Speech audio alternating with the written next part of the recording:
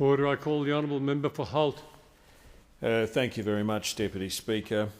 Last Sunday, I had the pleasure of attending the official launch of the Manna4Life food van with His Grace, Bishop Suriel, Father Abinu Atala and Councillor Sam Aziz, who's the Deputy Mayor from the city of Casey. And we joined with the local Coptic community at the St Mina and St Marina Coptic Orthodox Church in Hallam, which is a landmark church, I might point out. Manna4Life is a not-for-profit organisation established in 2012 which works with local communities to provide support and assistance for some of the most vulnerable members of the community, ranging from our youth to the elderly. Manna4Life aims to assist vulnerable members of society by providing relief from poverty for homeless persons, offering support for youth and adolescents, providing low-income families with access to financial support, encouraging basic health and hygiene standards within communities, and promoting the significance of religious and social education by actively involving the broader community. It was an honour to attend the official launch of this Manna4Life food van and to lend my support for this project run by our wonderful local Coptic community. Australia's Coptic community has some 100,000 people and has made an enormous and positive contribution to our way of life and to our society over recent years. This community-based community-based project is just one example.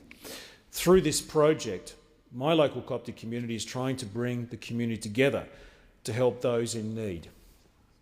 And yet, this very same community lives under the shadow of the persecution of loved ones, friends and family members in Egypt. Following the overthrow of President Hosni Mubarak in 2011, there was a chance for the newly elected Morsi government to include all Egyptians, including minority groups, in its future, without persecuting those minority groups. But unfortunately, time in, time out, in the reports from our local communities, this appears not to have happened. Since Mubarak's overthrow, attacks on Copts and their institutions have been widely reported. My intense interest in this matter was aroused in January 2011 when Coptic Australians were devastated and outraged after the heinous and evil Orthodox New Year suicide bomb attacks on an Egyptian church in Alexandria. It was just a terrible event. In October 2011, for example, though, following the burning of a Coptic church in Upper Egypt, security forces clashed with Christian protesters and 28 people, and mostly Copts, were killed. In April 2013, Muslim extremists laid siege to Egypt's main Coptic cathedral in Cairo. This assault followed a funeral for 5 men who died days earlier in Koussas, a small town north of Cairo, in clashes with militants. The Australian Coptic community has explicitly expressed concern that President Morsi is not doing enough to quell the violence. And whilst President Morsi did issue a statement of regret following the attacks, it is still a case that President Morsi does not engage fully with the Coptic community Christians in Egypt.